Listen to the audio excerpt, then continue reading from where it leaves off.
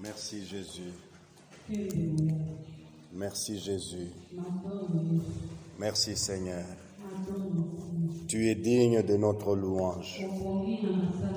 Tu es digne de notre adoration. Tu es digne de l'élévation. Merci Père. Voici le moment de nous parler arrive. Parle-nous Seigneur. Ta parole nous dit, mon peuple périt faute de connaissances. Donne-nous ta connaissance maintenant. Donne-nous ta révélation, Père.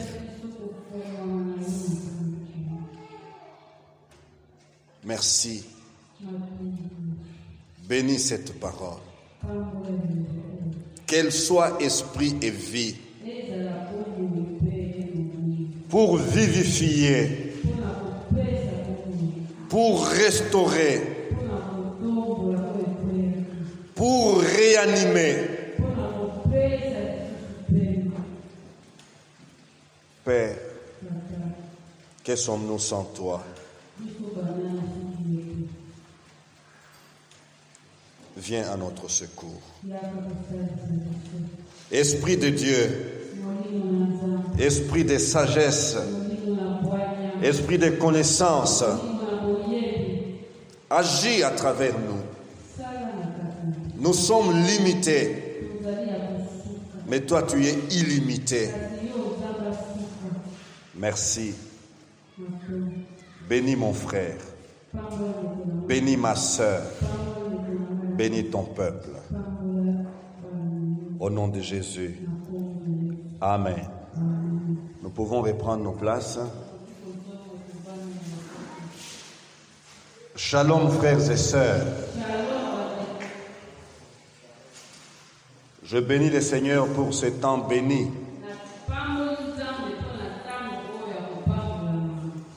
Pourquoi temps béni?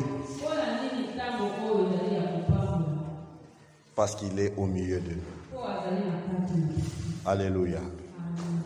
Vous êtes à la bonne adresse. La maison du potier. Vous savez, quand vous regardez ce que c'est le potier,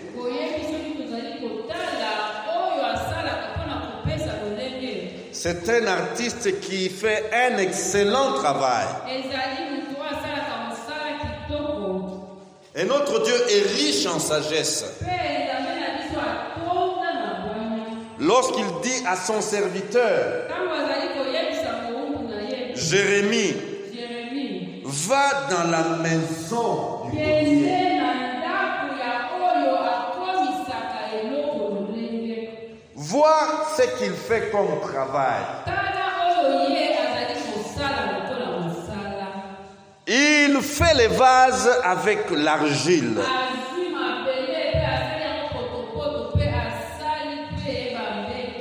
Et lorsque le vase n'a pas la forme qu'il désirait,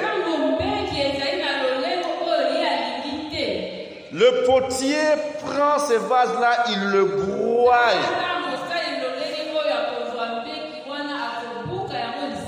Il les brise et il se met à retravailler avec la même argile.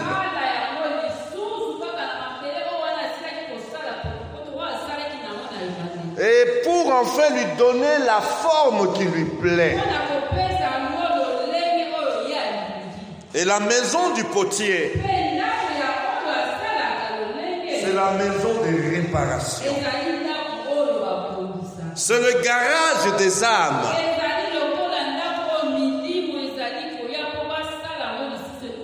C'est l'hôpital.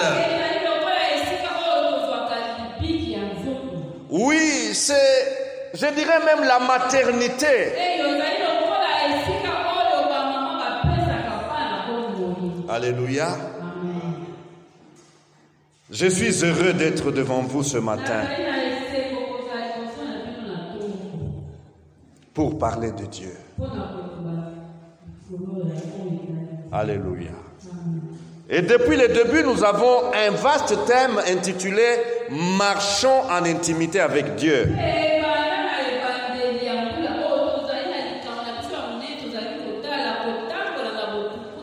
S'il y a une chose que Dieu cherche dans l'homme pendant son séjour sur terre,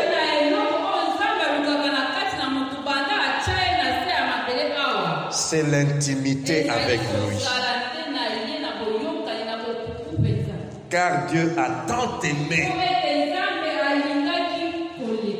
Car Dieu a tant aimé. Et Dieu veut en réponse à son amour notre amour.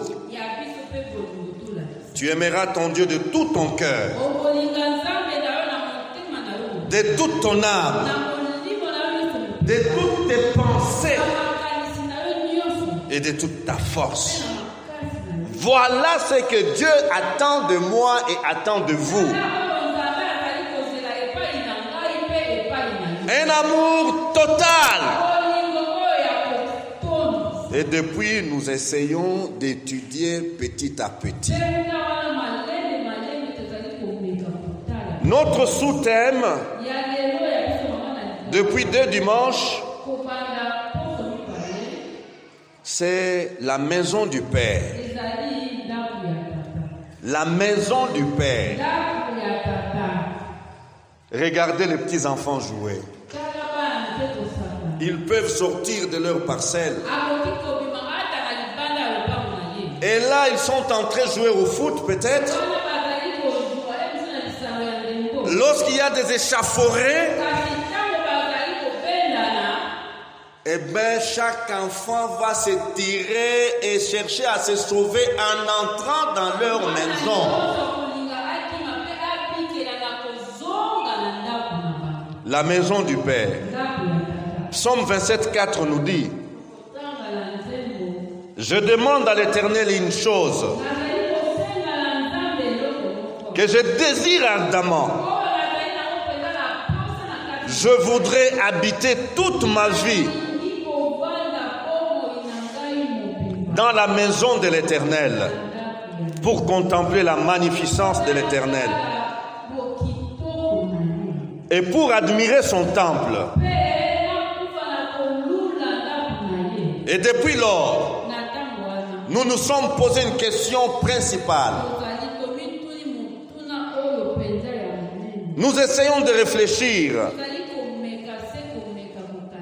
Pourquoi habiter dans la maison du Père?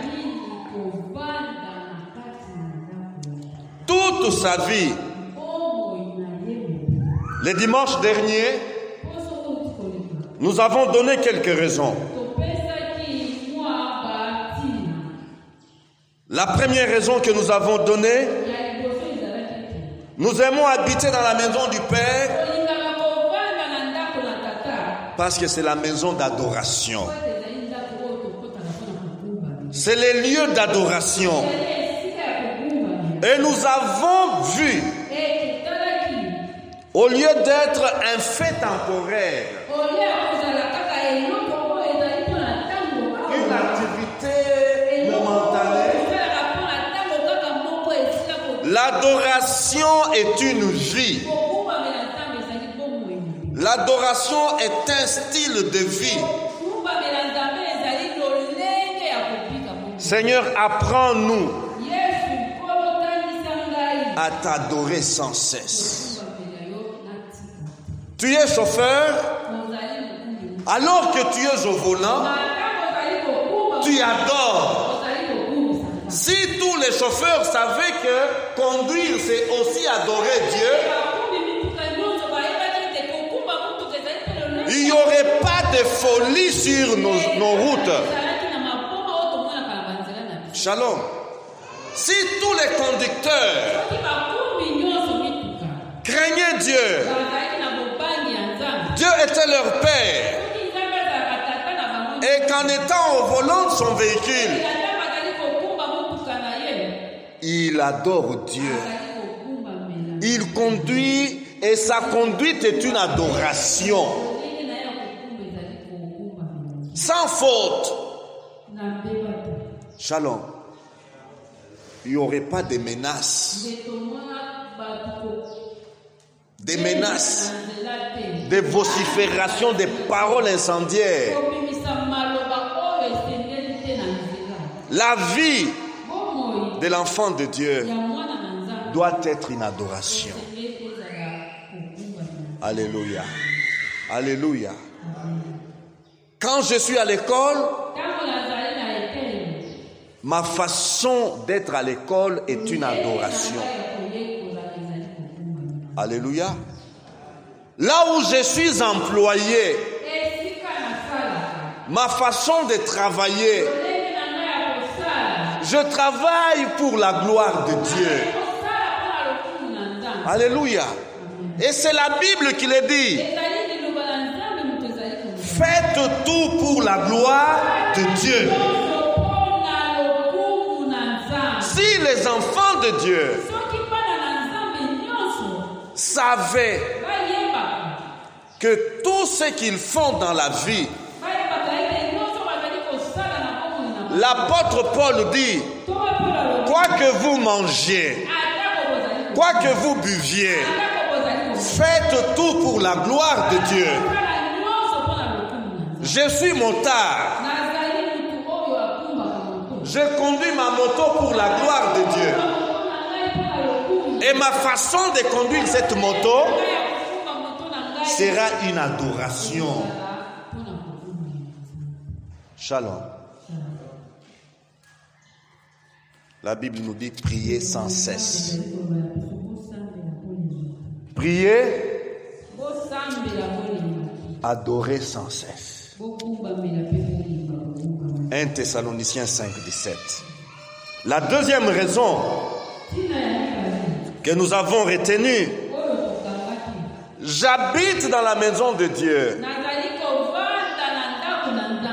car c'est la place où s'acquiert sagesse et intelligence.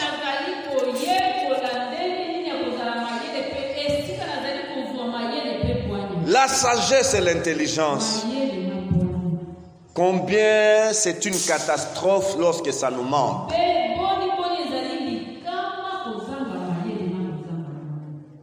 Que Dieu nous aide à acquérir la sagesse et l'intelligence. Et la crainte de l'Éternel, c'est le commencement de la sagesse. La troisième et dernière raison que nous avons vue dimanche passé, la maison du Père, c'est le lieu où l'orgueil s'anéantit.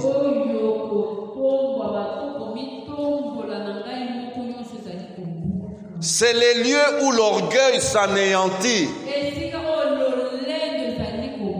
L'orgueil est crucifié lorsqu'on est dans la présence de Dieu.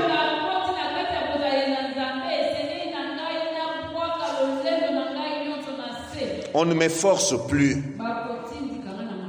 Mais lorsque je vois la magnificence de Dieu, je vois ma misère. Je vois ma misère. Je vois mes faiblesses. Et je m'abaisse. Lieu où s'apprend et se développe l'humilité. Alléluia. Tous les personnages bibliques, chaque fois qu'ils ont eu la révélation de Dieu,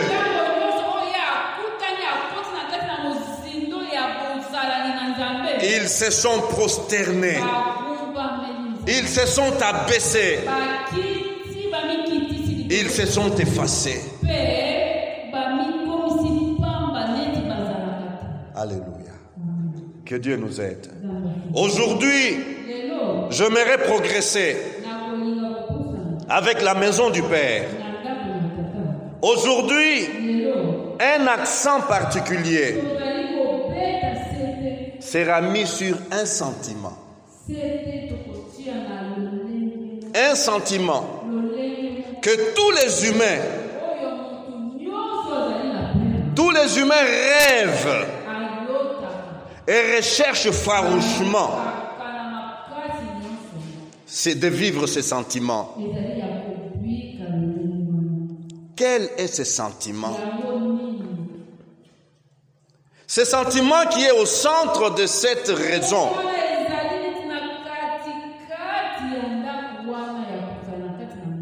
C'est la satisfaction. La satisfaction. Qui est cet enfant qui ne rêve pas, qui ne désire pas être satisfait?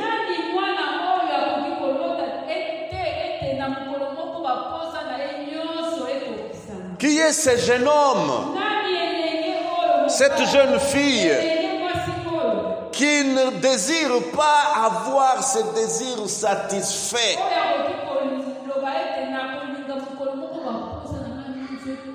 Qui est cet homme? Qui est cette femme qui n'a pas besoin de voir ses besoins satisfaits? Aujourd'hui donc, nous parlons de la maison du Père, lieu de satisfaction.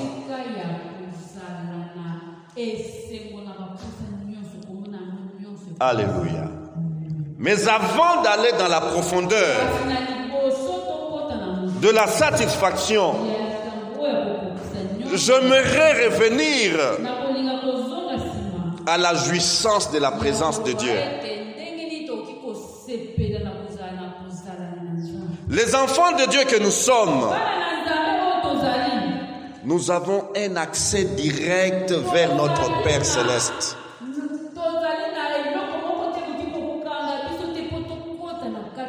Un accès direct à travers Jésus-Christ.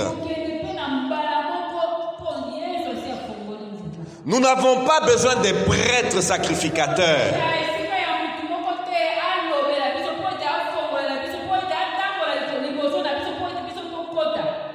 Les enfants de Dieu, nous avons cet avantage. Nous avons ce privilège d'entrer dans la présence de Dieu sans intermédiaire. Nous n'avons pas besoin de saints. Nous n'avons pas besoin de saintes. Nous n'avons pas besoin des anges. Jésus nous a déjà ouvert la porte pour entrer dans la présence de notre Père. Frères et sœurs, pensez s'il vous plaît, un enfant qui, pour parler à son Père, il doit aller chercher un intermédiaire.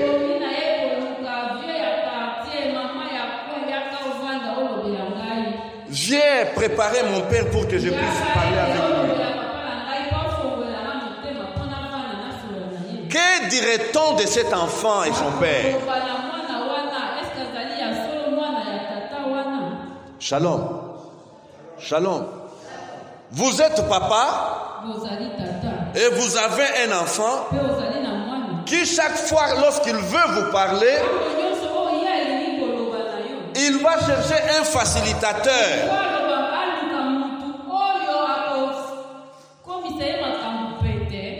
Quelqu'un qui va préparer le papa.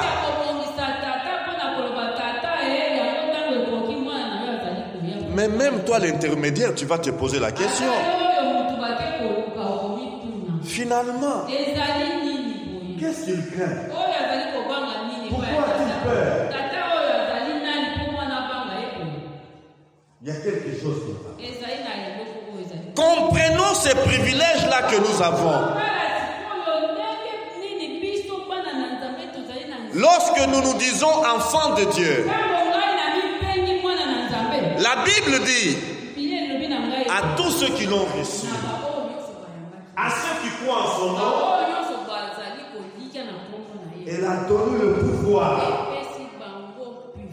Elle a donné la capacité de devenir enfant de Dieu. Frères et sœurs, où on est son enfant,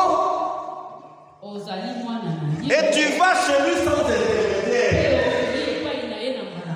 Où tu ne l'es pas, alors tu cherches des facilitateurs.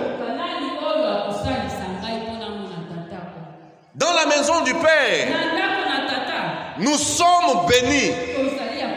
Nous sommes heureux d'y aller quand nous voulons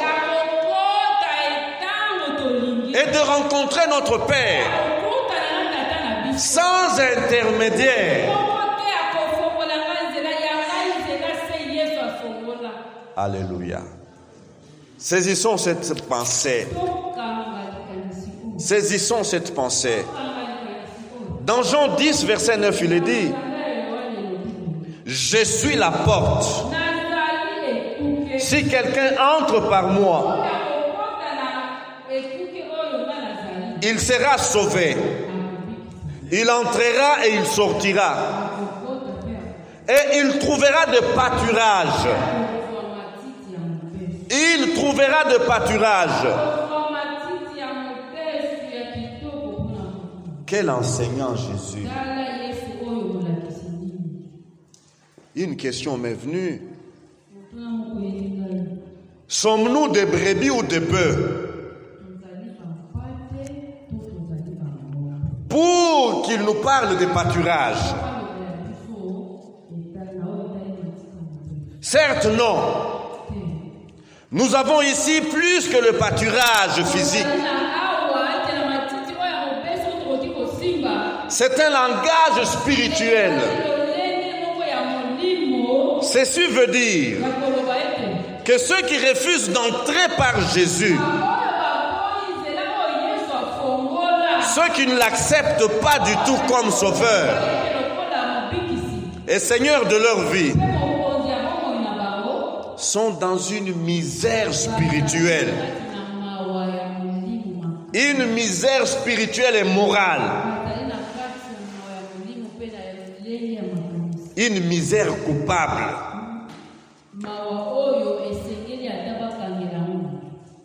Mais ceux qui sont entrés par là sont dans les conforts spirituels. Les conforts spirituels. Et lorsque je parle de confort, comprenez l'ensemble de ce qui contribue au bien-être.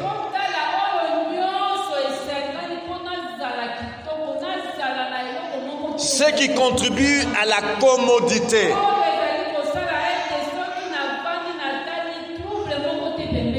Le pâturage signifie les réalités spirituelles qui procurent le bien-être spirituel. La paix, comme nous avons chanté tout à l'heure. La paix. La paix de Jésus à tout le monde. La joie. La victoire. La foi et l'espérance. Ces éléments, lorsqu'ils ne sont pas en toi, tu ne peux pas connaître le confort spirituel. Shalom. Shalom. Passons maintenant à notre sujet du jour. Pourquoi les chrétiens doivent-ils habiter toute leur vie dans la maison du Père? Parce que la maison du Père, c'est le lieu de la satisfaction profonde.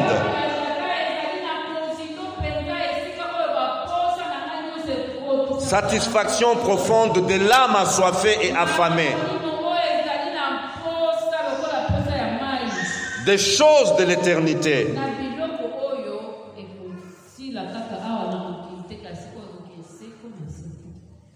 Pourquoi dans ce monde les gens se font des amis?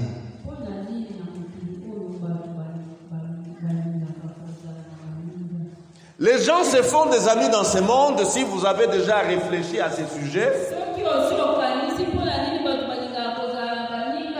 Pour trouver satisfaction.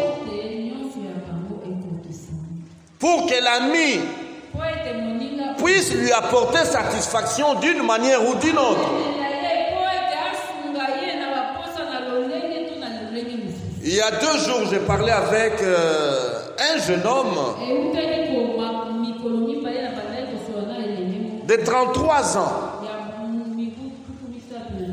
Et je lui ai dit, mon ami, pourquoi souvent tu ne me partages pas tes problèmes?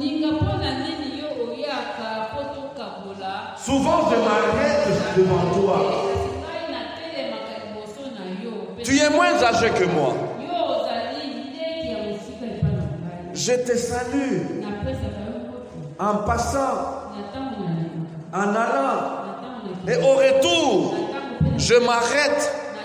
Comment ça va? Donc tu as des amis intimes en dehors de moi à qui tu partages tes problèmes. Le jeune homme m'a dit, non pasteur, je n'ai pas des amis. Depuis un certain temps, je n'ai pas des amis. Je lui ai dit, mais ce n'est pas normal, ce n'est pas naturel. Et il va ajouter, j'avais des amis, mais ces amis-là ne cessaient de raconter des choses sur moi. Et depuis lors, j'ai arrêté. Trahison. Dans ce monde, nous entreprenons beaucoup de choses. Nous entreprenons beaucoup de choses. Beaucoup d'initiatives. Et une chose est poursuivie. Quelle est cette chose? La satisfaction. Je veux vivre une satisfaction en moi. Et dans ce monde, il y a des gens qui cherchent la satisfaction dans le pouvoir. Dans le pouvoir. Il y en a beaucoup qui cherchent satisfaction dans les possessions, dans les richesses. Certains cherchent satisfaction dans les diplômes. Dans les diplômes et des titres. Certains pensent trouver la satisfaction dans le mariage. Dans le mariage. Je pense que si je me marie, fini ma misère. Je pense que si je me marie, eh bien, ma souffrance sera finie. Et avec cette pensée, on se marie à n'importe quel prix. Et les jeunes, certains jeunes, cherchent la satisfaction dans le copinage. Dans le copinage, dans l'alcool, dans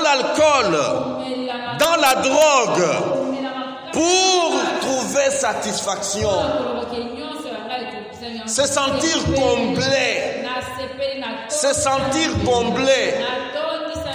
avec des verres d'alcool, être transporté dans. Être transporté.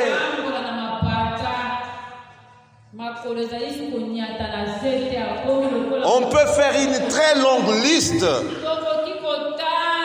de choses qu'on fait et l'on pense qu'on va trouver satisfaction. Que ces choses vont nous procurer la satisfaction. Mais la parole inspirée de Dieu déclare: heureux c'est lui que tu choisis et que tu admets en ta présence pour qu'il habite dans tes parvis. Nous nous rassasierons du bonheur de ta maison. Nous nous rassasierons du bonheur de ta maison, de la sainteté de ton temple. Alléluia. Frères, sœurs, l'homme créé par Dieu, ne peut trouver la satisfaction dans des choses passagères.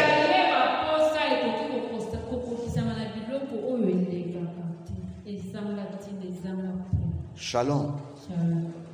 Comprenez bien cette vérité. L'homme créé par Dieu ne peut vivre une vie de satisfaction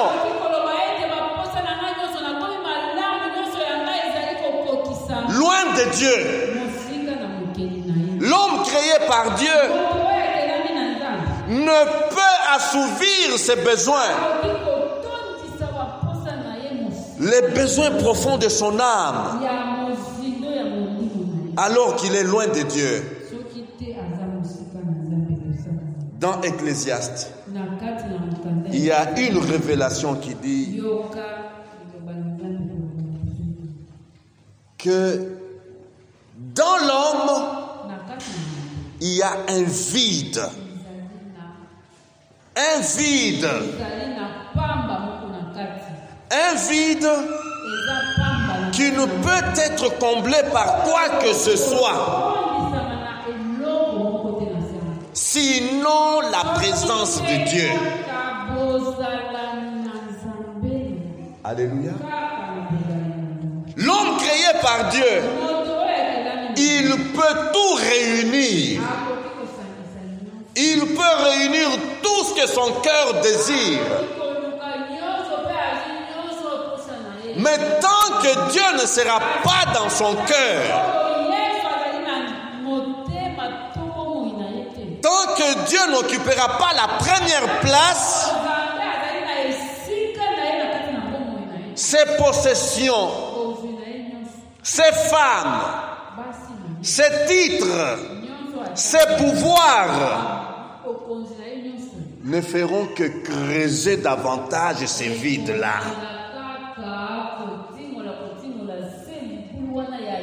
Et c'est lui qui fait cette observation. C'est l'homme le plus riche qui ait vécu sur cette terre. C'est l'homme qui ait été le plus sage de toute la terre. Il s'appelle Salomon. Shalom. Qu'est-ce que Salomon n'a pas eu? La Bible nous raconte que les hommes et les femmes venaient de loin pour contempler Salomon.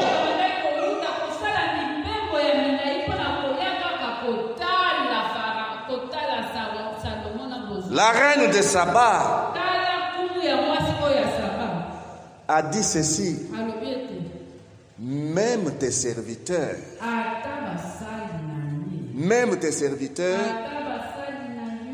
sont tellement élevés que je ne pouvais pas le croire. Shalom. Une reine qui admire les serviteurs d'un roi. Mais ce roi-là, à la fin de sa vie,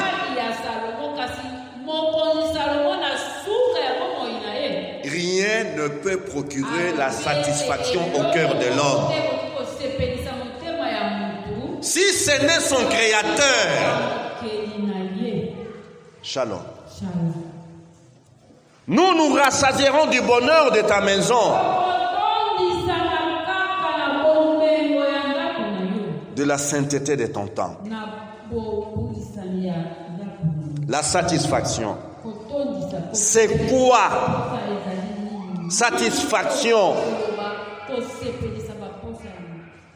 Eh bien, c'est un acte par lequel... Ça, c'est une définition. C'est un acte par lequel on obtient réparation d'une offense.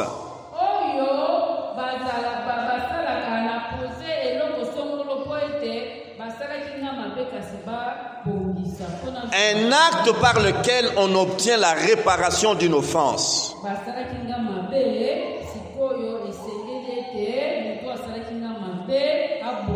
Réparation d'une injustice. Injustice sociale. Injustice morale. Injustice matérielle. Combien de fois le diable et ses agents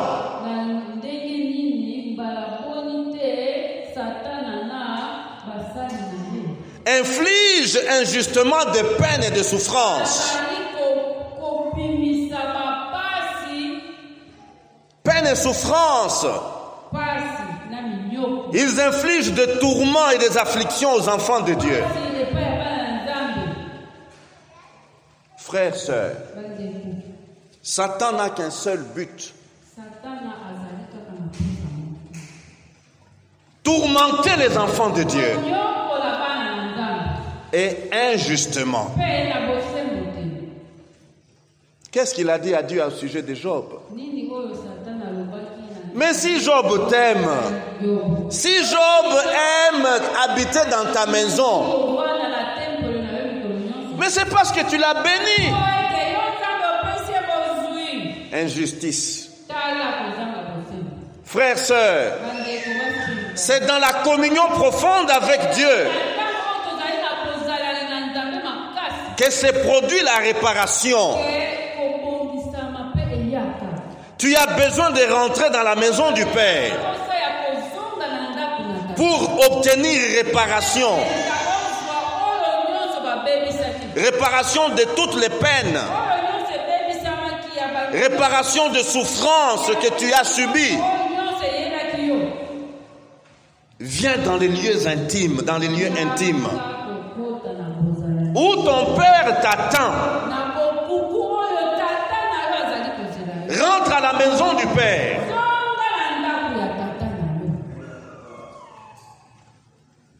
Luc 15. L'évangéliste Luc nous parle de cette vérité. Et il nous parle d'un fils prodigue. Shalom. L'évangéliste Luc nous parle et dit, c'est Jésus qui parle. Un père avait 2 fils. Et ce père était comblé. Il était comblé. Mais le cadet de 2 garçons va voir son père. Comme nous avons dit, un enfant parle à son père. Et il est allé trouver son père. Papa, je pense que j'ai grandi. Il est temps que je m'en aille. Que j'aille vivre. Que j'aille vivre ma vie. De manière autonome. Alors donne-moi ma part de vie. Ma part de retard. Donne-moi. Et je vais aller vivre loin de toi. Avec compassion, le Père a satisfait son enfant. Il lui a donné sa part. Et l'enfant est parti. Le garçon est parti. La Bible nous dit, là où il est allé, il a vécu dans le désordre. Il a vécu dans le désordre. Désordre moral. Il a tout dépensé. Tout ce qu'il a eu, il a dépensé dans une vie sale. Il a gaspillé. Et un jour, il s'est retrouvé malheureux, misérable. Et il est allé se faire embaucher chez un fermier, un éleveur qui élevait des porcs, des cochons. Un enfant du roi. Un enfant du roi. Un prince. Un prince, imaginez donc. Qui se retrouve comme gardien des porcs. Qui lave les porcs. Qui lave les porcs. Qui lave les cochons. Et pire, il désirait manger les aliments des porcs. Voyez un peu cette image-là. Un prince qui se retrouve en train d'envier, désirer la nourriture, les aliments des cochons, des porcs.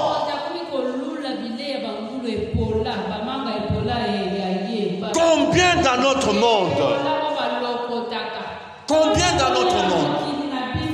Nous avons des personnes qui ont tourné dos à Dieu, qui ont tourné dos à leur Père céleste, qui ont quitté la maison du Père, qui ont quitté la maison du Père et se retrouvent dans la ferme pour vivre avec les cochons, pour vivre avec les démons, pour vivre avec les démons, avec les esprits impurs, avec les esprits méchants, avec les esprits de tout genre.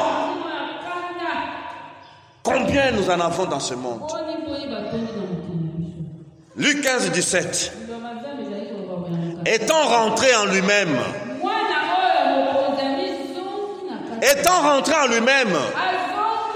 il s'est dit, combien de mercenaires chez mon père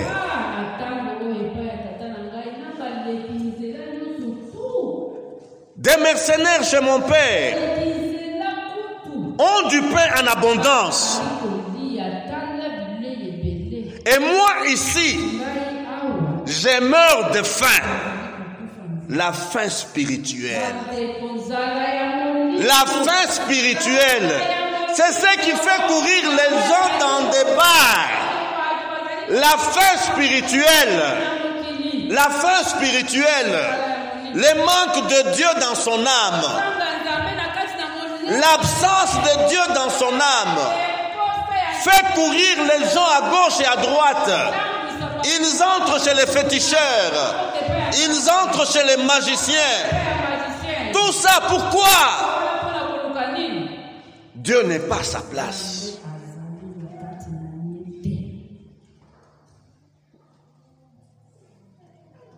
Je meurs de faim. La faim spirituelle est dangereuse. Plus dangereuse que la faim du pain physique. Je me leverai. J'irai